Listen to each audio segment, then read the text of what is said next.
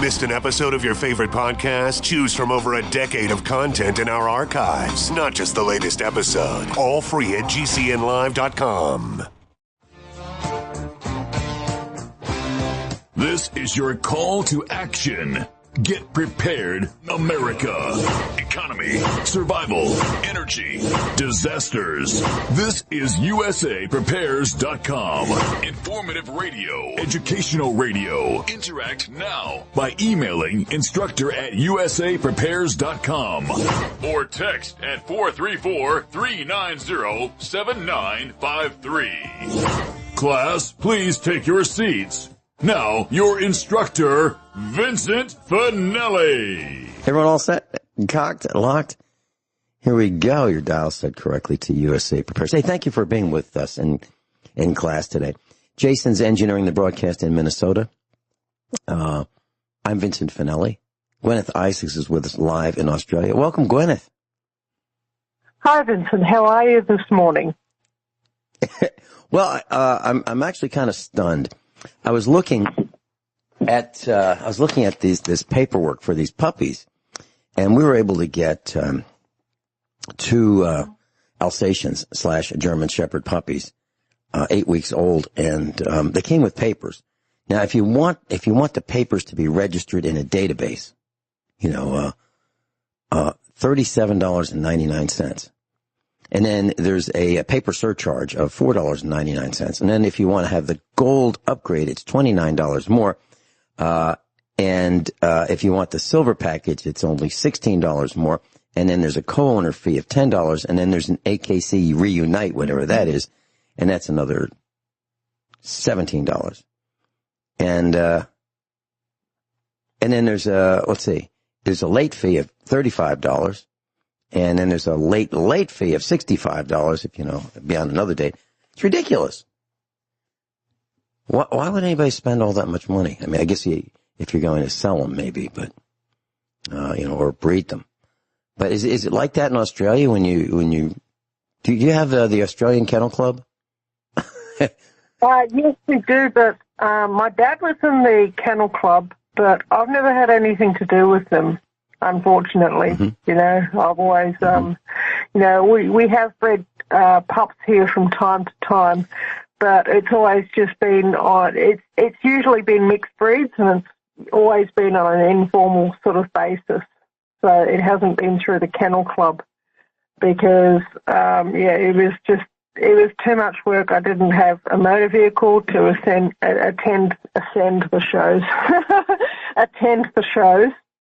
Or anything like that. So, it was just something that I never got into. But it is a joy to breed dogs and to watch them grow up, and to look at them and to see people coming in and they buy your pups and they in many cases, they become, real friends, and they're, and you hear how the pups are going, and they go great and all of that, and it's really a pleasure to breed dogs. It really is, instead of going on to loving homes and all that. Yeah. I was talking with Lou Cassidy, a USA Prepares instructor, and he's interested in some puppies, and he's interested in the same breeder that we bought ours from. And we've stayed in contact with them, and I called the breeder and I said, I just want to tell you that, I'm just delighted with these puppies. They're just a joy. And, I've kept in touch with him, over the months, and he certainly knows who I am, even though I've only met him for 2 minutes.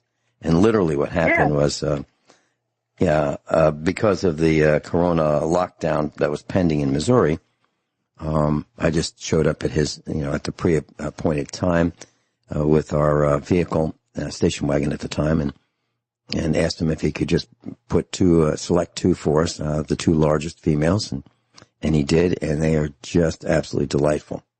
So we've stayed in touch, and because he treated us right, and the puppies were right, and everything that he said, we can certainly recommend him to others, and that's what's been happening. But the price has gone up. The price has gone up we paid, the asking price was $350. And, was on the internet at $350 each. And he said, he was having a sale. And, you kind of wonder, really, a sale on the internet? But normally they were $600, and he was selling them for $350. And I said, I'd like to get two. How much would you like for them? And he said $300 each. And I was just delighted with that. And now they're $800. A couple months later, the market price that breeders are paying, I'm sorry, not breeders, that brokers are paying is now $800 per puppy. That seems like a lot, from $300 to $800. But that seems to be the market price. Yeah. Well, here in Australia, the going price for Alsatian pups is from between $1,200 to $1,500 each. Wow. That's probably pretty jaw-dropping, huh? It is. What is the reason? One of Daniel Andrews' many stuff-ups has been to destroy the dog breeding industry in this state. He's not alone. What? Oh, he's not. Oh my God. He's not alone. He's done a better job of it than just about anyone that I can think of, because I have friends of mine who are dog breeders, and they had multi-million-dollar facilities, and he drove them to bankruptcy. And this is not just talking about one set of people. This is a number of different sets of people who had multi-million-dollar, kennel facilities. Some of them were breeders, some of them were merchants. And he's driven multiple people that I know of that have had really, really first-class facilities to bankruptcy. And some of these people have actually died in the meantime. He drove them to the grave, some of them. Some of them, as far as I know, are still alive, but with multi-million-dollar properties that they can't use. Dog properties, dog breeding, dog handling facilities, puppy facilities. We have that here. We have that here in Missouri. And there are some dog breeders that have magnificent facilities. Now, not multi-million-dollar facilities, but facilities that like a freestanding garage-type building, but not a garage. Let's say a 4-car garage in terms of size. Roof, insulated, air-conditioned, heated, concrete floor that you could hose off, slightly sloped so you could hose it off every day. Dog doors that are, each dog can walk in and out of his own little area for an exercise area outside and come back in at will, with like a swinging door. They can eat. They have everything that they could possibly want except a new home. And so the state decided that they would have a vote for, should they be regulated. Well, as soon as the dog breeders got regulated, and you had to have a license and permission by the state of Missouri to raise and breed dogs, the price went up, and the breeders were driven into out of business, and it was just too hard because these inspector types would come over and they go, well, now you failed. Well, what's wrong? Well, little tiny problems. They'd make stuff up. Yeah. To justify their existence. The regulator's existence. And so it was such a hassle that the breeders just said, the heck with it. We're not going to do it. So who suffers? Well, I guess it would be the people who buy dogs. Now, those who can afford the $1,200 to $1,500 a piece, I guess they didn't suffer too much. But the rest of us who wanted a $300 puppy, they're not available. So what they did was they created a barrier to entry, and it was really high. And you have to be really nice and appease these inspectors. I mean, I don't think I would survive that environment. I'd probably, I'd probably be annoyed with them showing up at will. Yeah. Yeah, she would.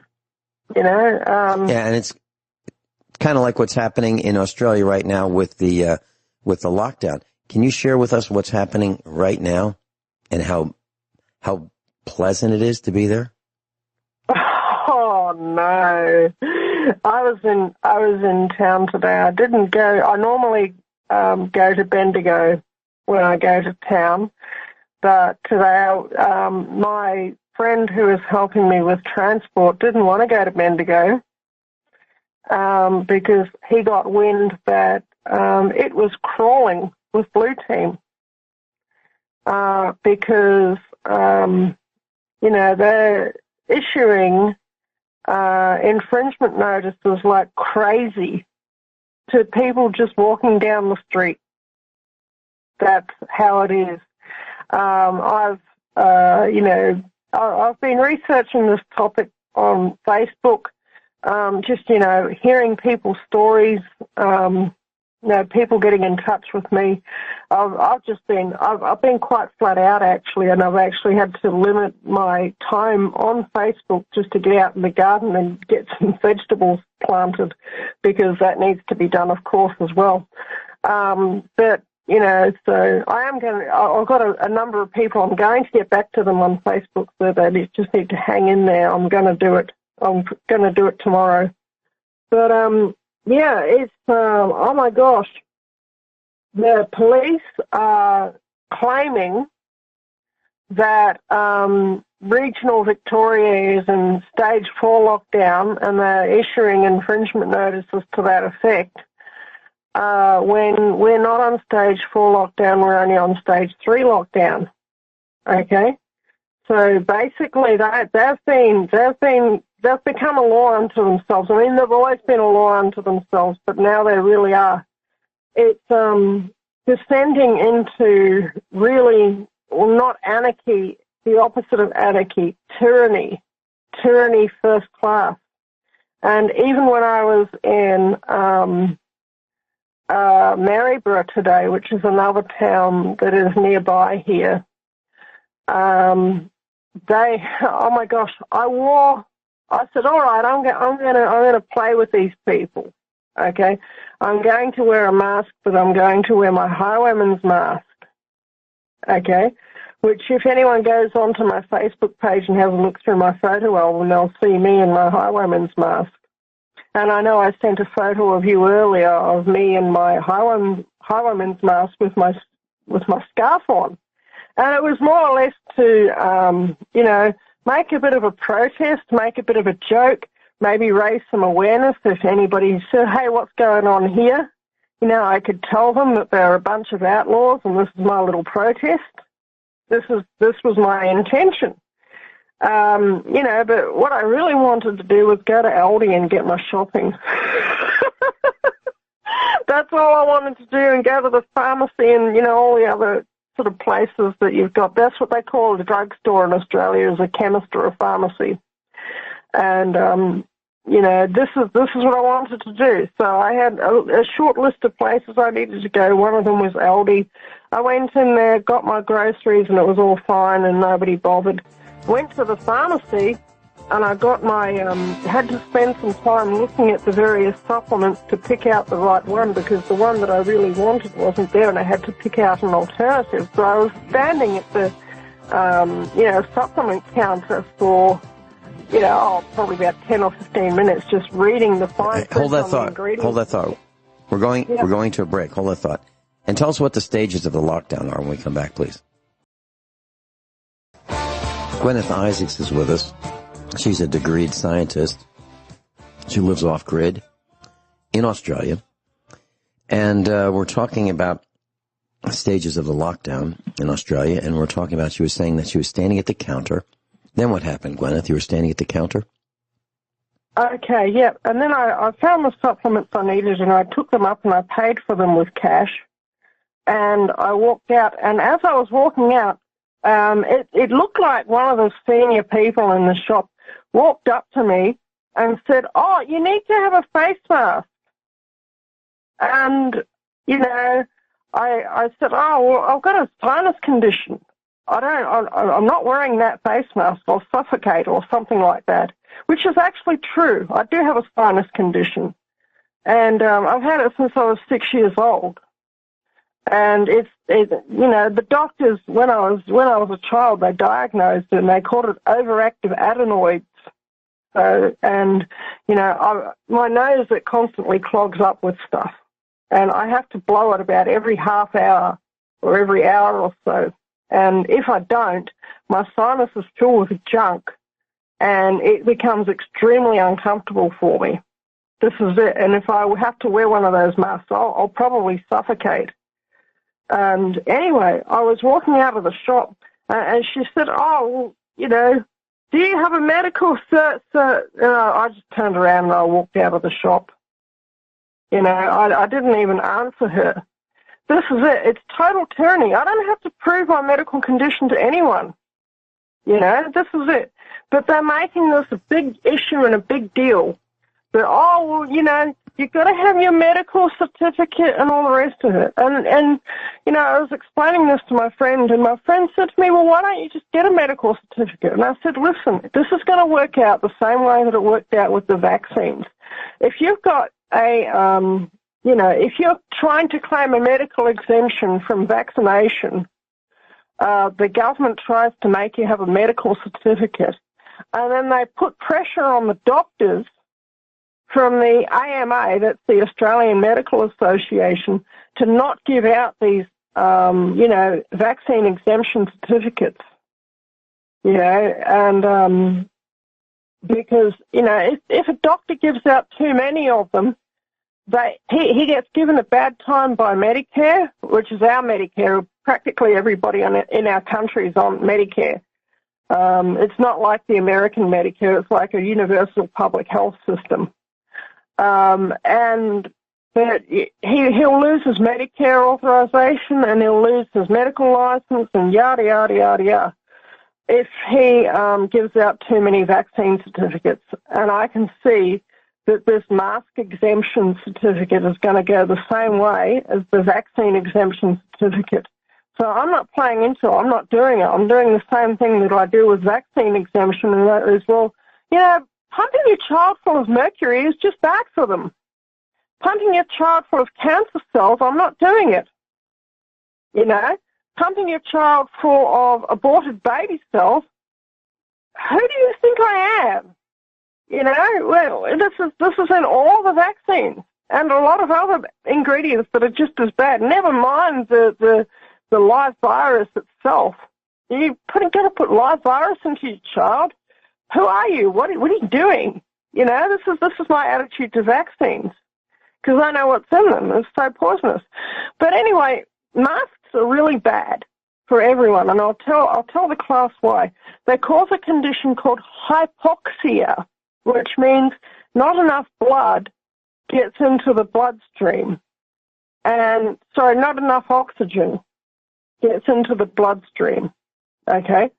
And it causes, hypoxia causes lowered immune system function, and it causes brain cell death.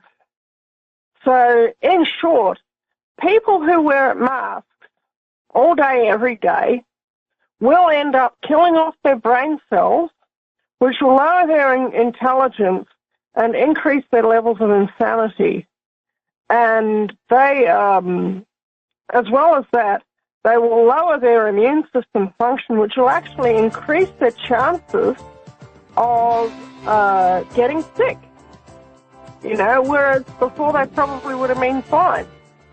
And as well as that, the masks also cause elevated CO2 levels, and CO2 is mildly poisonous in the body. If you have too high CO2 levels, it can actually be really quite toxic. That's why your body has to breathe it.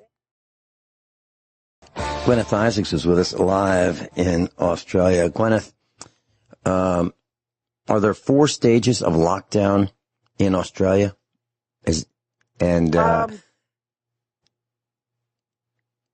Oh, sorry, what was that? Are there 4 stages of lockdown? Because I understand that there's stage 3 in effect and stage 4 in effect. What does that mean? Okay, stage 4 basically means you can't move beyond 5 kilometres from your home, but there's a there's an 8 p.m. to 5 a.m. curfew, so if the police catch you out and about between those hours at all, then you basically, get arrested. And, all sorts of other,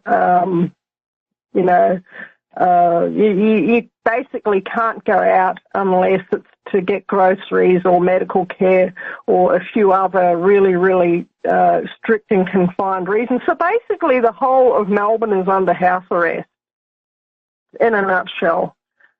Stage 3 is, you're just not allowed to be out and about just for any reason, but if you want to get groceries and all of that, then that's okay. But, it's not quite as strict, but it's still fairly strict. And they, and compulsory masks are a big part of it. But everything that they're doing is actually bad for your health. Everything that they're requiring you to do is actually bad for your health. So, things like restrictions on exercise, part of the stage 3 is only 1 hour of exercise, and that's also in the stage 4 as well, obviously. But, oh my gosh, I'm almost lost for words here. It's just absolutely gobsmacking. Even just going back to the mask thing, okay, the hypoxia will destroy your immune system and it will destroy your brain cells. It's bad for your health. And it doesn't stop the spread of the virus. And even the CDC and the World Health Organization, until very recently, admitted that masks do not stop the spread of the coronavirus. And I've got these documents linked on my Facebook page. That's why I have a Facebook page. That and for research, to go and see what's happening out and about in the universe and what people are doing. It's really mind-blowing. But even more mind-blowing is that I've heard rumors on Facebook that they are going to go to stage 5 lockdowns, which basically means what they did with the apartment buildings in Melbourne. That would be stage 5, which means, you're locked in your house and you can't leave your house for any reason. That is what I've heard is coming to Melbourne in the next week or two. Whether it actually happens or not is another thing, but to be perfectly honest, I wouldn't be surprised. And I'm sensing that they're going to extend the stage 4 lockdowns to country Victoria. And if they do, that is going to be really, really, really bad because most places in country Victoria, they don't have a supermarket within 5 kilometres. The nearest supermarket to my farm is 20 kilometres away. The next closest is 40 kilometres. And the next closest after that is, I think, 80 kilometres. So, this is something, it's almost like they want to destroy us. And people now in Victoria need to decide what they're going to do. Because if they sit around on their backsides and do nothing, by the way, we need to make our standard disclaimer. I can't tell anybody what to do. Okay? I can't control anybody's actions. And people need to think for themselves. But we are encouraging people to think for themselves what they are going to do in this set of circumstances. Okay? As for me, myself, I'm going to hang out on my farm for a bit. And I'm just not going to go out anymore.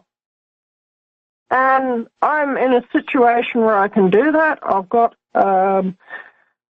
quite a supply of food. I've got my own water supply. And I've got my own electrical supply, and I don't have to go out, and I've got a large enough piece of land. I've got my own wood lot to fuel my wood fires. I don't have to go out. But people who live in metropolitan Melbourne, especially, but also in other parts of country Victoria, they need to decide what they're going to do and where the line in the sand is. Does that make sense, Vincent? Well, it certainly does. And I've paid a small price for doing exactly what you've recommended. There's a radio network that decided to spend an hour and a half bashing me. And one of the things that they made fun of me for is staying on the farm. And that explains to them why my behavior is so unstable. Because I've decided that it is crazy to go out there and expose my family, me and my family, to the risk of the blue team, which can lock you up for any reason. And you may never be heard from or seen of again. And I'm not willing to do that. So I'm doing exactly what you're talking about, and I have been for most of this year.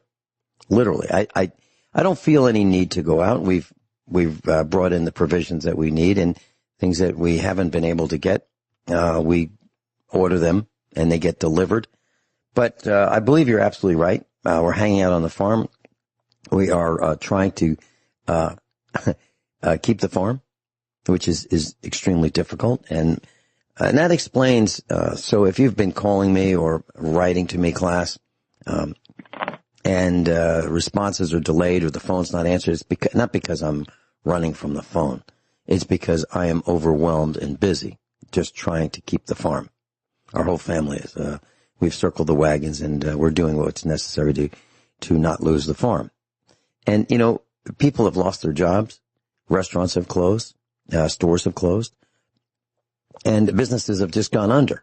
Now, in my case, as the head of the family, if we lose the business, we actually lose our house. We lose where we live. So it's a big deal, and I'm not going to let that happen. So all of my time is devoted to making sure that doesn't happen. And one of the ways I do that is by not taking risks that are not necessary. And going out is a huge risk. And I'll tell you why. Because if you look, correct me if I'm wrong, Guineith, but in the continent of Australia, there are 6 territories: Western Australia, the Northern Territory, Queensland, New South Wales, Victoria, and South Australia, and then there's Tasmania. Okay, so that's Australia, and there's an island of Tasmania. Okay, so if in the lockdown of Australia, you can be fined up to $1,652 on the spot by the Victoria Police for not following the rules, whatever the rules happen to be at that second, which you may not even know about because the rules keep changing. Is that right? Did I get that right, Guineith? Yeah, that's right. Now, by the way, if I got such a fine, I would not pay it. I would send they call it an infringement notice here. It means a fine. I would send it back to them with, "I do not consent to contract with you, all rights reserved," written in big red letters across the face of it. And I would photocopy it, and I would have that photocopy certified before I sent the original. So, sorry, I would send the, I would send the copy back, the certified copy back, and I would keep the original, and I would dare them to fight me through the courts. And if they sent me to prison, I would regard it as a university education and an opportunity to network. That's how I would regard a prison sentence, And if I came out of prison and found that my farm was not in pristine condition and that my son had disappeared or my sons had disappeared, I would be inclined to lose my temper at that stage. And, that's all I'm going to say right now. But there is a side to my nature where you really don't want to make me lose my temper. And I think the Victoria Police members who live around here have seen a glimpse of me losing my temper when they have come to invade my land from time to time. But that is just the outer reaches of me losing my temper. And you really do not want to see me fully lose my temper. So if you want to make me into a career criminal, go on, send me to prison. And I will gladly learn what it is to be a criminal. And I will come out as a career criminal. And then, I'd happily adjust to that lifestyle. If I had no other choice. Guineith, what you're talking about is the tip of that iceberg is visible right now. People are losing their tempers. People are angry. People are crashing, slashing, bashing, busting, and burning in cities all over the world. They've had it. And I don't believe it is about black people. Not solely. I believe it's about the injustices of that people have suffered. I believe it is about the elite stealing from all of us, taking advantage of us, creating rules through buying influence of selected officials, and making us do things like lose our dog kennel or dog breeding businesses because they created rules that are selectively enforced that put people out of business. They make it easy for their friends and tough for everybody else. And that's what politicians do. Politicians steal from everybody and give to their friends. That's what they do. It's a dishonest business. Politicians sell influence. Now, my understanding about Melbourne is the capital city of Victoria, which is a territory in Australia. It's actually a state. Under a state. Well, okay. This is three states and territories. Victoria is a state. Yeah. Okay, so Victoria is a state, and a population of about 4.8 million, which is about 19% of the entire nation's population. So it's pretty important. We'll be right back. Guineith Isaacs is with us, and she lives in Australia, and she's with us every week for 2 hours, sharing her knowledge and experiences about what's happening worldwide and in Australia. And Guineith, my understanding, and please correct me if I'm wrong, but my understanding is that as of August 2nd, Stage 4 restrictions applied for people who live in metropolitan Melbourne, Australia. And when you said that, I believe you said, that the limit was 5 kilometers travel away from their home, that's in our terms here in the United States, that's 3 miles, 3.1 miles. Yeah, that's right. So, I believe, and in my world, I could only go to 2 places, two stores, if you will. One, boy, I'd probably be arrested because the gas station is over 3 miles away. But the farm store is probably just under 3 miles away. So I could go there, to a little wooden floor,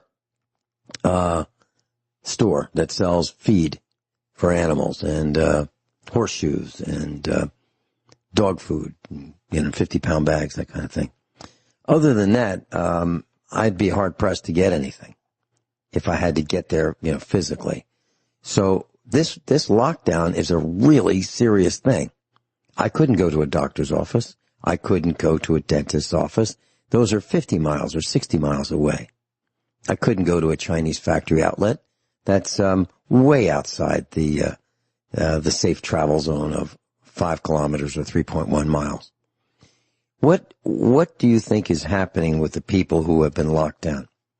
Have they run out of food? Are they still able to get food?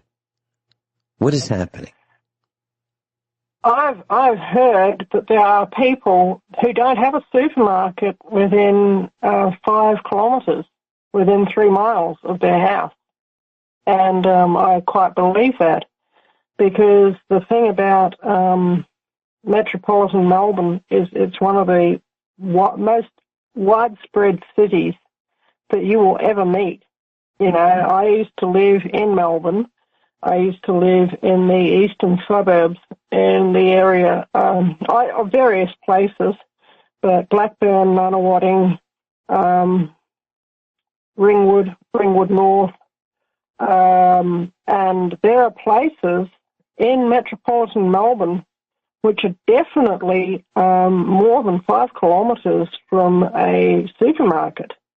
Even parts of Park Orchards, which is a very expensive area to live, and it's semi-rural, but it's actually still in metropolitan Melbourne. It's still a suburb, but it's like where people go and they got their 5 and 10 acre horse ranches. You know, this is. I'm sure that they have equivalent places in America, and these 5 and 10 acre horse ranches might be worth $1 million. Actually, they might be worth several $1 million. You know, but they're like 10 kilometres from the supermarket, because it's basically a whole suburb in the outer parts of Park Orchards, which is still Park Orchards, is more than 10 kilometres from any supermarket. So they cannot get groceries in Park Orchards without going outside, you know, without breaking this lockdown. And that's one example.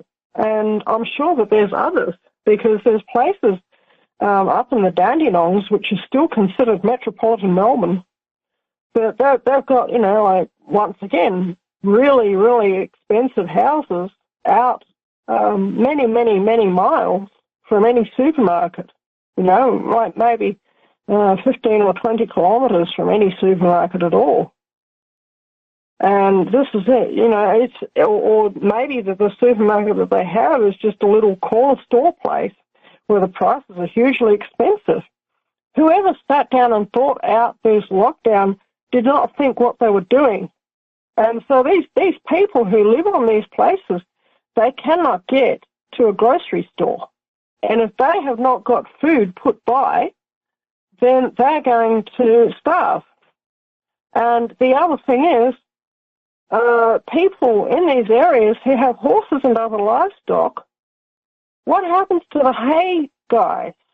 These places are not big enough to have their own hay crop, and the horses are still going to need hay. So, you know, are they going to be able to get hay delivered for their horses, or are their horses going to starve? You know, they've just not thought about it. And I know for a fact, because I have friends who live in these sorts of areas, that there are people, the people who are living in these areas are absolutely terrified. You know, they don't know what to do. They you know, they're frightened to leave their own home, and they you know, they're just really in a really, really bad way. It's pure tyranny.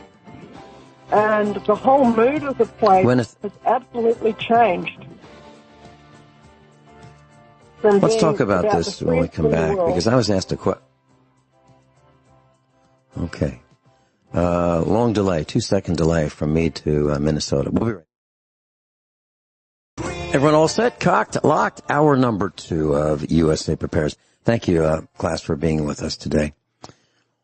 I received an email, and I was hoping to address it tomorrow, but it's not going to work out. I thought I was going to be solo tomorrow, talking about tips from the book, and I was going to talk about this question. But I want to let you know that Ricky Rocket contacted me, and he's going to be with us tomorrow. So Dr. Richard Allen Miller, I'm looking forward to spending a couple hours with him on the air tomorrow. So it'd be great to have Ricky back.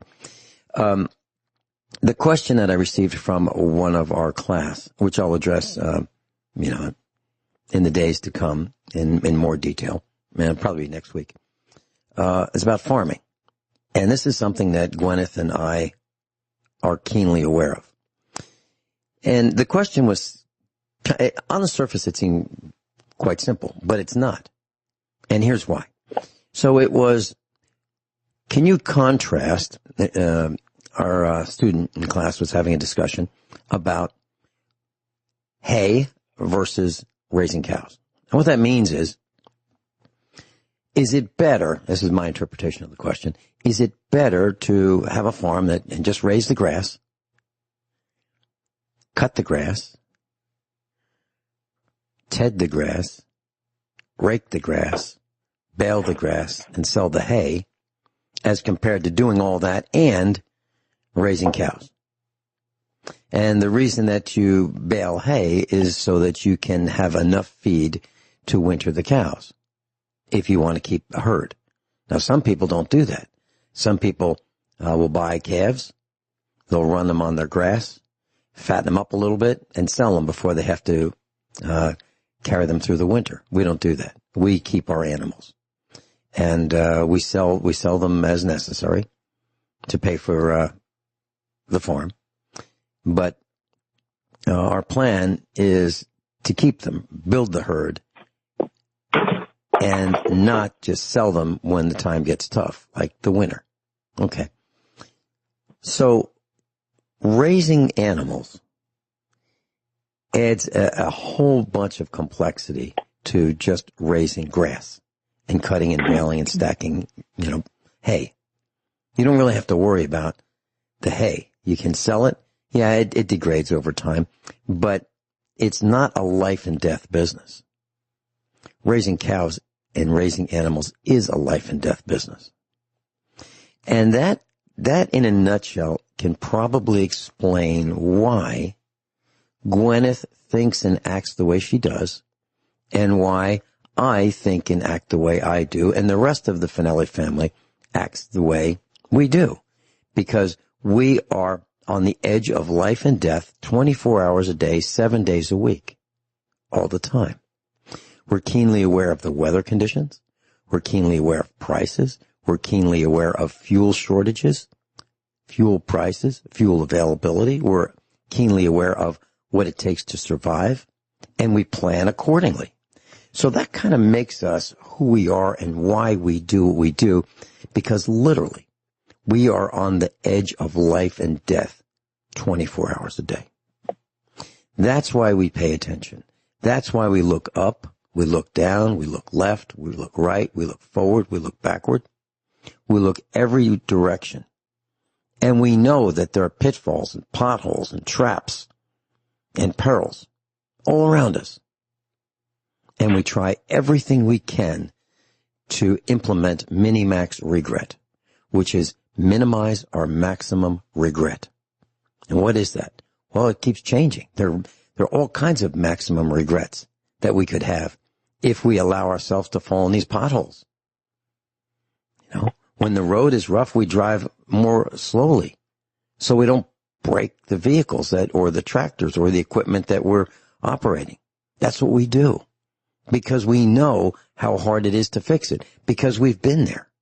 We've done that. We've had those experiences.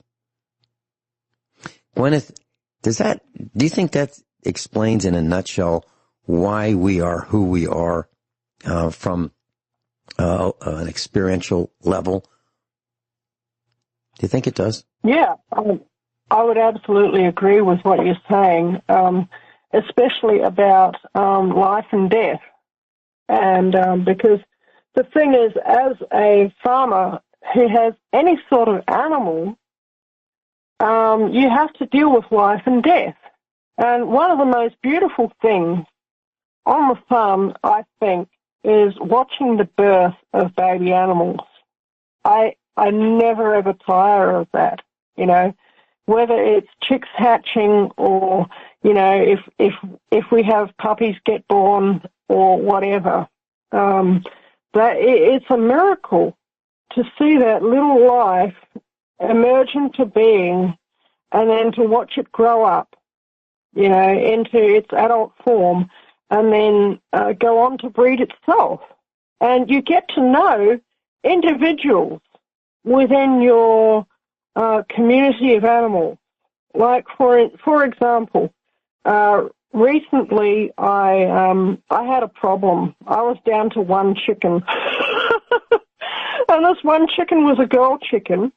But I knew that she was a good mother, and she was the cleverest of all our chickens.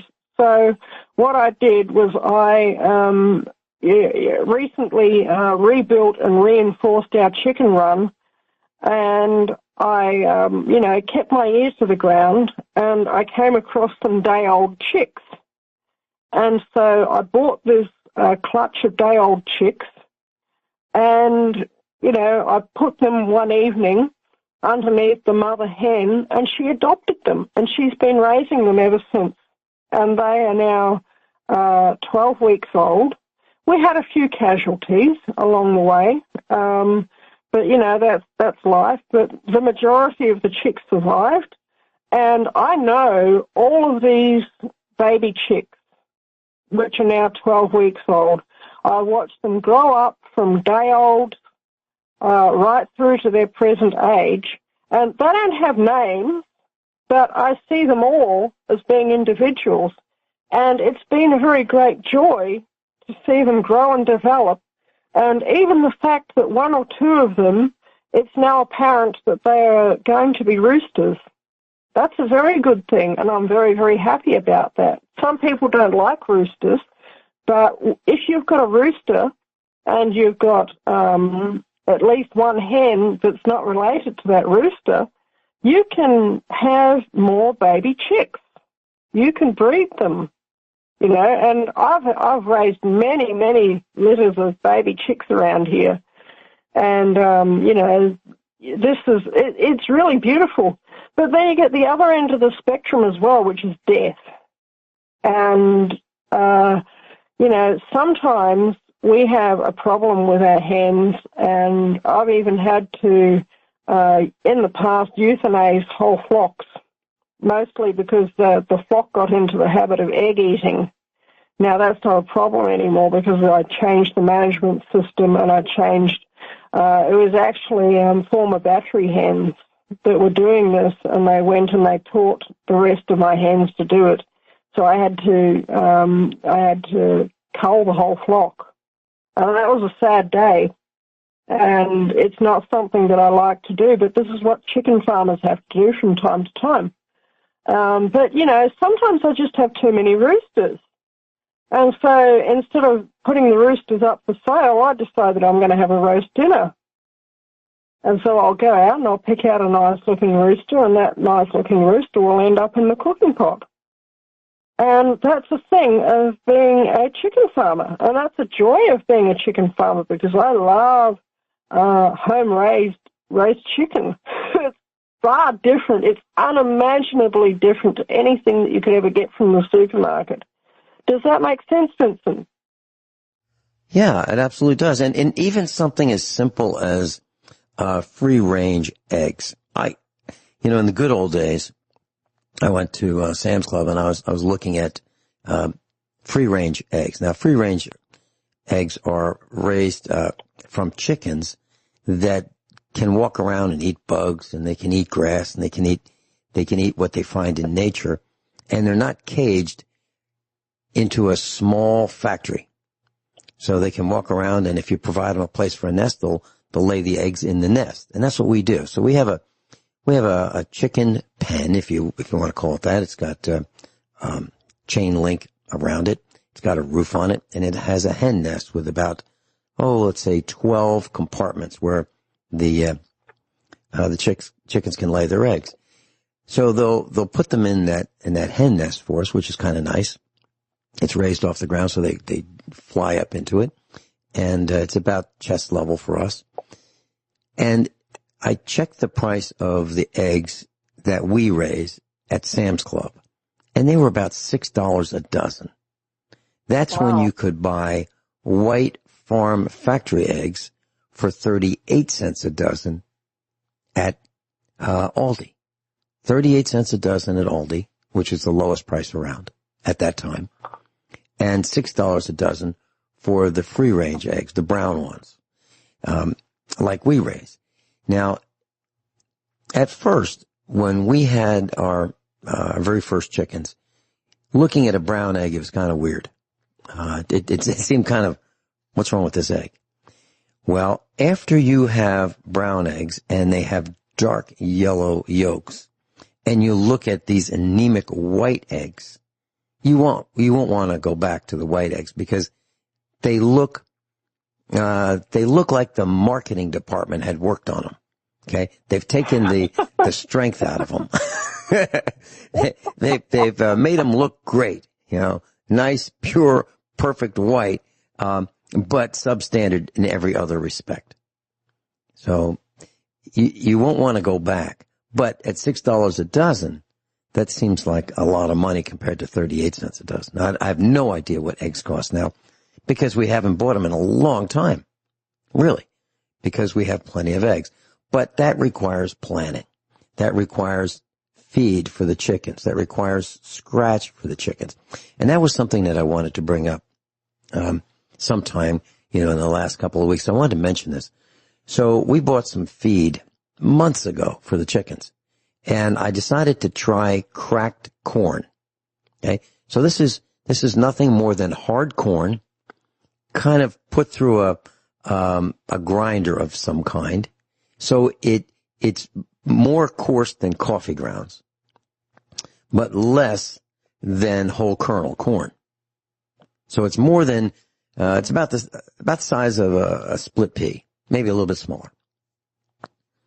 The chickens won't eat it. So what I did was I bought a couple bags of this to try it, 50-pound sacks of it, and I mixed it with the chicken scratch, and I mixed it with the layer formula, which has the protein and the calcium, etc., and vitamins and minerals. And then they get the grass too. So I just supplement what they find in nature when they get really hungry. And they absolutely positively will kick that corn out of the feed trough, and they will not eat it no matter what. They'll be starving and they still won't eat it. So there's something wrong with it. And that's what's being fed to chickens, not our chickens. So Guineith, I was thinking this morning about our lifestyle, yours, ours, those who have chosen to do what we do. And it doesn't happen overnight. So for those who are saying, boy, the world's in a mess and I want to do what you guys do. Well, it took me 68 years to get here. And it took Guineith about 2/3 of that time to get here. And I was thinking about, we're buying some wood. Now we can buy scraps of wood and we can get bundles of it. And let's say we can get 1,000 or 2,000 pounds per bundle and we can load it on our trailer. I want to do that. I want to do that because I think supplies of everything are going to be hard to get. So I'd rather have it than not have it. So we have an agreement. We just made that agreement this morning, and we're going to go pick up our wood. We're going to get probably, I don't know, somewhere around 10 to 20 tons of wood. And we also have the wood that has fallen down from the trees, which we can cut up. But believe it or not, it's less expensive for us to buy scraps of wood and cut them up into lengths that'll fit in our outdoor wood stove than it is to buy new chains and new saws because we wear them out. So believe it or not, we can buy a bundle of wood for less than we can buy a chain for our chainsaw. Wow. So it makes a lot of sense for us to buy the wood, okay? Because nobody wants it. It's too hard. It's way too hard to cut the wood, to stack it, to move it, to cut it, to put it in a wood stove, a couple times a day, 2-3 times a day, depending on the temperature outside. The colder it is, the more wood we burn. It's way too hard. And for most people, they'd rather just turn that thermostat up or down and, send the check or pay the bill or get the government to pay the bill. Well, when we want heat, it's real easy. All we have to do is find the wood, go to the wood, cut the wood, put the wood on a trailer, bring the trailer over to the wood stove, stack the wood so that we can use it, cover the wood so it doesn't get wet when it rains, and then load the wood into the fire as we need it. And then when we have the ash, shovel the ash out into a pile And then once we have a big pile, then we need to spread that pile of ash around the farm. So that's all we have to do. And how much? Oh, I don't know. Let's say 7 tons a year, okay, of wood. So it's a family affair. It really is. We all get involved, and we'll spend an afternoon cutting and stacking wood in a trailer. And when we're all done, we have maybe a week's worth of wood, maybe. All right? And that's 4 of us for half a day. So 2-man days for a week's worth of heat. And but that's what we do. Now, when Guineith wants to have a cup of tea, she makes sure she has a fire in the wood stove, and she has to plan that. Oh, I don't know, an hour before she wants that cup of tea. It's not as simple as turning on the faucet and putting a cup of water in a tea bag in the microwave and hitting start, and then 1 minute later you're all done. It's not like that. So our lifestyle is completely different, and because our lifestyle is completely different, we think about all the things that can go wrong because we've seen them go wrong over and over and over again. Okay? So for those of you who have a microwave oven and you like to have a cup of tea and you just put that cup in there, what happens if that microwave oven breaks? What are you going to do? What are you going to do? Do you have another one? Do you know how to fix it? Do you? Well, I'll tell you what I did. I was thinking about that, and I was thinking, as times get worse and worse and worse, we're going to say, yeah, microwaves are really dangerous, but it's even more dangerous not to eat. So some people might want to buy a spare microwave oven while you can still get one. Now, I know we're not crazy about the Chinese, right? Because of what they've done to the world with the weaponized COVID-19 virus. But they're the only guys that make microwave ovens. So if you want one, you ought to darn well get it. Like right now. I mean, I don't really want to spend any more money with the Chinese than I have to. But it's already made, it's already in the supply chain, and if you need one, you might want to consider getting one. But get a darn good one. Because they're all junky. But get the best of the junky ones. And I think you might find that Panasonic is a way to go. Look at the reviews, they're all lousy. We'll be right back. Guineith, interesting note. I've been encouraged by some people close to us. I'm talking about instructors, people that are the closest. Some of the people that are the closest in my world are some of the instructors, and we have a few close friends locally who are not instructors. But I've been encouraged to have fun. We're getting toward the end of the good old days. And I've been encouraged to, have fun and travel and enjoy life and things like that. And my response I keep coming up with the same response. And that is, I'm doing exactly what I want to do. Even though it's hard work, even though it's nonstop, even though the items on my to-do list are greater than I can accomplish, I'm doing exactly what I want to do. I don't have any desire to travel. I don't have any desire to go to Europe or Asia or Africa or South America. I don't have any desire to go to the movies. I don't have any desire to go to a theme park. I don't have any desire to take a ride in a hot air balloon. I don't have any desire to do any of those kind of things. I do like just what I do. Even though it's hard work, even though it's long, even though I can never finish it, even though I get banged up and hurt, doing what I do, I have no desire to do anything else. I think, I'm enjoying my hobby, my 2 hobbies. One is 2 hours in the morning behind the microphone. I enjoy being on the air with our closest and dearest friends. I enjoy the farm life, and I don't have any desire to do anything else. Guineith, is that different or is that the same for you? Okay, when I was coming back from my grocery shopping trip and my friend was driving up my driveway, I said something to him. I turned around and I said, gosh, it's good to be home. I hate going out. And the deeper this insanity goes, the more I enjoy being where I am, you know. And from time to time I get in touch with people who have land around here who don't have the joy of being here, and I say to them, you've got to get out here. You know, it's so much better out here than what it is anywhere else. You know, you've got your land, you get to know your land is the thing. There's not much about this land now after being here for 7 years, almost, 7.5 years, that I don't know. And to have that kind of relationship with your land, for me, is an absolute joy. And, I was saying to my son, when I was younger, I was at college, I was at Melbourne University, and I had the choice of doing environmental science and doing anatomy. I could have done either. I would have been really good at either. And I chose environmental science instead of doing anatomy. And so because of that, I'm now a farmer instead of a surgeon. But I would have been an excellent surgeon. Maybe I never would have become a medical doctor, but I would have been a very good surgeon.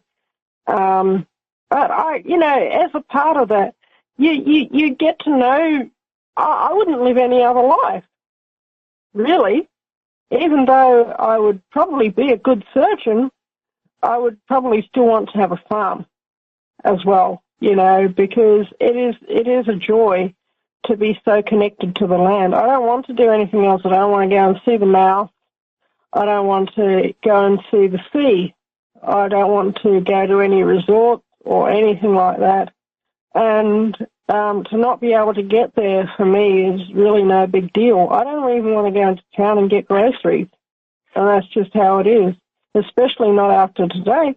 And seeing the insanity where everybody's just caving to this whole mask thing, when I know that it's completely, it's detrimental. This is it. And you can't explain it to people because they just fold. They just fold to whatever the latest thing is that the radio and the television and the internet tell them. They don't think. And it irritates me. It annoys me endlessly, that people don't do their own research. Does that make sense, Vincent? It's too hard. It's too hard to do their own research. Too hard to do your own research. You're absolutely right. Well, I was talking with one of our instructors yesterday, and we were talking about other broadcasts. And there's a guy on the radio. He's very well respected, and he does a recap of the news. And he'll spend an hour or so recapping the items in the news. And I know this guy. I know the guy who does it. He's been on the air with me right here at USA Prepares. And I said to our other instructor, whom I was on the phone with, that I don't listen to the radio. And I can read the news myself faster. I can read it faster. I can draw my own conclusions. And I really don't need another broadcaster doing my work for me. I don't want that. I don't want other people to do work for me. And the reason I can answer questions, when people ask me about cars, the reason I can answer these questions is because I actually do it. Now that's, if you contrast that with the IBM salesperson of, the good old days, I'm talking about a couple decades ago, when IBM would send their salesperson out to make a big sale on a, mainframe type computer, the customer would have a bunch of questions. And the salesperson would write them down and say, okay, yep, I got that one. I don't have any answers for you, but I've got your questions written down, and I'll go back and I'll get our team to get you the answers. Well, it's not like that for me. I don't want to have a team that does my research for me. I don't want to have a producer who writes notes for me so that I can just be a talking head on the radio. I want to know. And if I don't know, I will know. Because I don't want to be a parrot, a talking head. I want to know the answers. And that's who all of us here at USA Prepares are.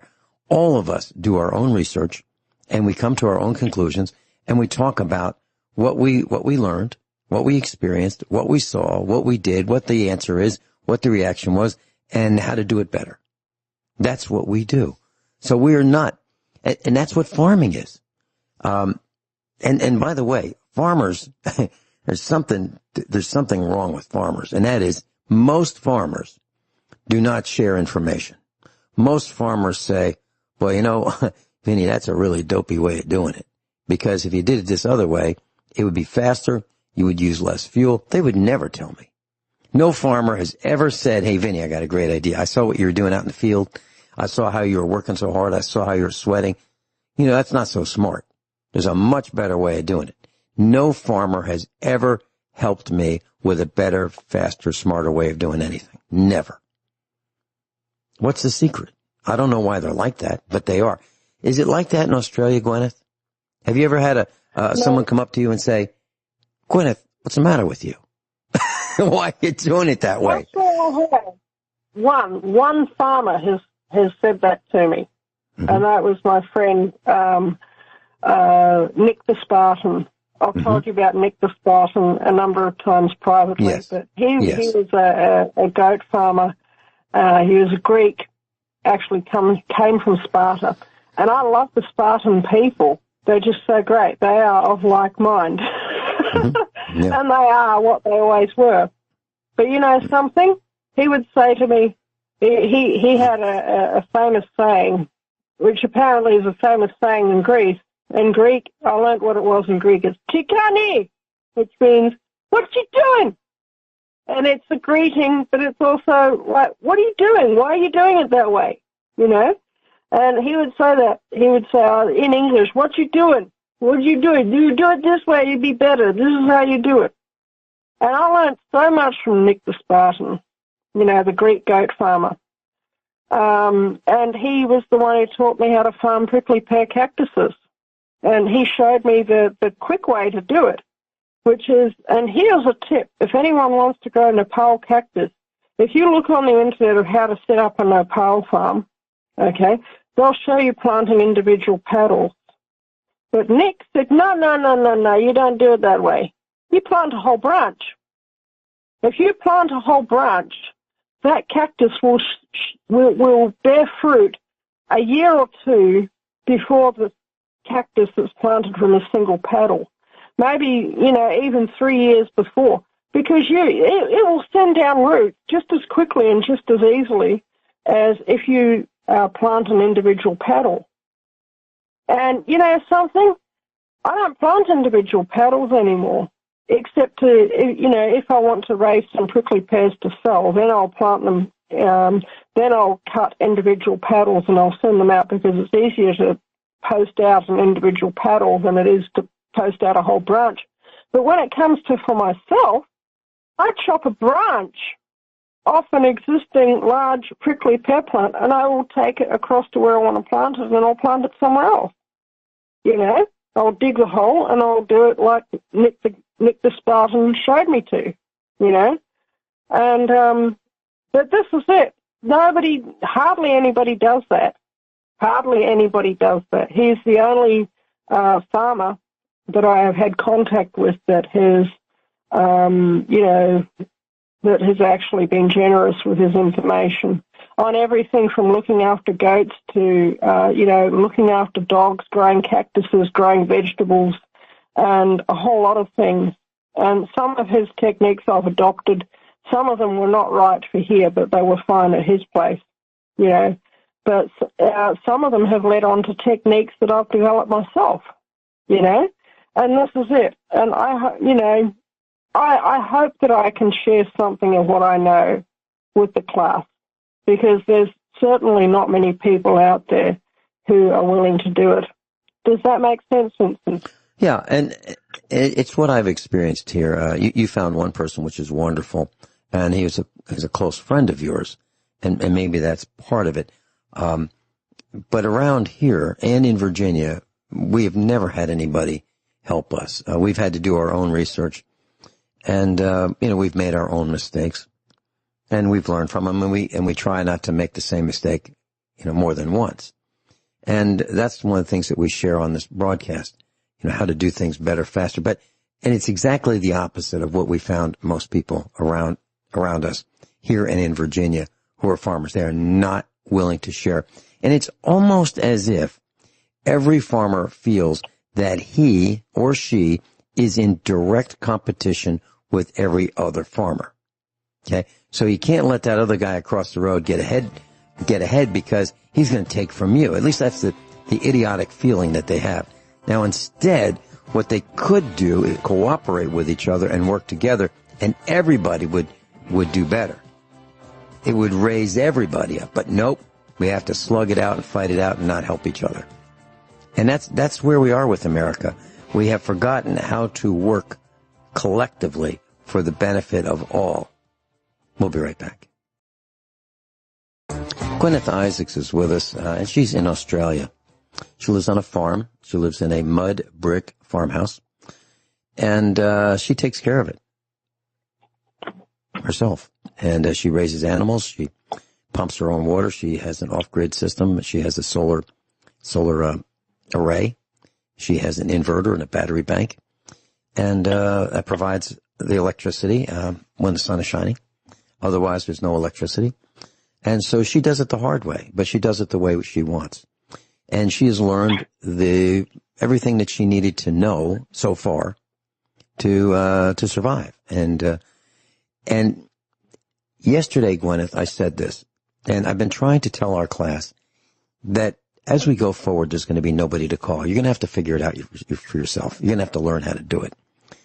And so our son and I mostly our son, replaced a coil spring on the front of an all-wheel drive car. Okay. The car is about 20 years old. The coil spring broke, and part of it just went off on the side of the road somewhere. And so the car came down, a couple inches in one corner of the front. So we wanted to put a replacement spring in. So we found the springs, and the springs were between $60 and $70 for two of them. So roughly the cost of one of those springs is $35 delivered. Okay. So the part is $35. We bought two of them because we didn't know if we were going to replace both sides. We didn't know if they were the same tension, and we didn't know if one end of the car would sit lower than the other when we replaced just one spring. So we bought two of them because the shipping for two of them was the same as the shipping for one. Okay, so the bottom line is we spent about a day putting a spring in. We've never done this exact kind of replacement before on this kind of vehicle. So it was, the learning curve was there, and it is extremely dangerous. I mean, this spring will support 1,000 pounds easily. Okay. So when you compress it, it will take off if you're not careful, and it lets go. I mean, it can kill you for sure.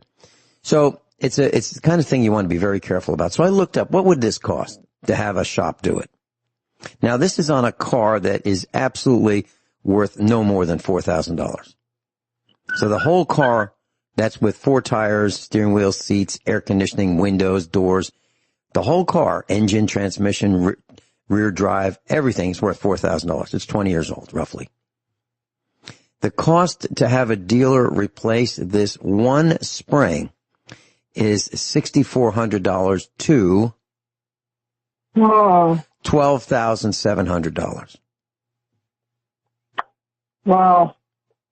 Now the whole point of this is that would anybody spend that much money to fix that car, that otherwise perfectly good car? Everything else probably works. Would anybody spend between $6,400 and $12,700 to replace a spring? The answer is you got to be out of your mind to do that. And the reason that shops can charge that much is people don't know how to do it. Now, we figured it out. Other people can figure it out. Now, we bought a tool a long time ago to do this because we thought this is something that we're going to need to do. And the tool was probably, I'm trying to remember, I don't know exactly, but less than $100 for the tool. Now, I don't like spending $100 for a tool that only has one purpose, compressing coil springs on cars. But we bought one, and we bought a top-of-the-line, real heavy-duty one that could be used for lots of springs. And so here we used it, and we saved ourselves, I don't know, $6,000 or more. So the bottom line is, class, and I don't mean to belabor the car thing and repairing cars, but if you don't know how to do things for yourself, you're going to be eaten alive with costs. And you will not be able to survive because it costs too much. You know, it costs, we have a friend of the family who wanted to have a fan changed, you know, from one fan in the ceiling to another fan. Now, this isn't, you know, high in the air, 20 feet up. It's only an 8-foot ceiling. Okay. So, you could literally stand on the bed because the fan is over the bed and just reach up there and take the fan down. So the big box store, you know, they'll send their guys out and their gals out, and it's about $200 to $300 to replace a fan. Now, that doesn't include the fan. That just means taking the one that you've got hanging there down and hooking up the one that you want there, that you already own. It's just the labor, $200 to $300 for a 45-minute job. Does that make any sense? Not in my world, because that $200 to $300 is really hard to get. I got to raise a cow for a year to get that much money. So, Guineith, what I'm trying to say is you have to learn how to do it yourself. Any comments about that? What are your thoughts, real quickly? Yeah, I absolutely agree that there's nobody to call around here. If I want to get something done, I've got to basically figure out how to do it myself, usually. Yeah. I can hear music. I think this is the end of the broadcast, isn't it? Yep. You either have to figure out how to do it yourself, or every once in a while, not very often, Guineith might ask me my opinion. Not very often, but once in a while. Guineith, thank you so much for sharing your wealth of knowledge, being with us, staying up late, and trying to educate those who have ears to listen and minds that are inclined to learn. Thank you so much.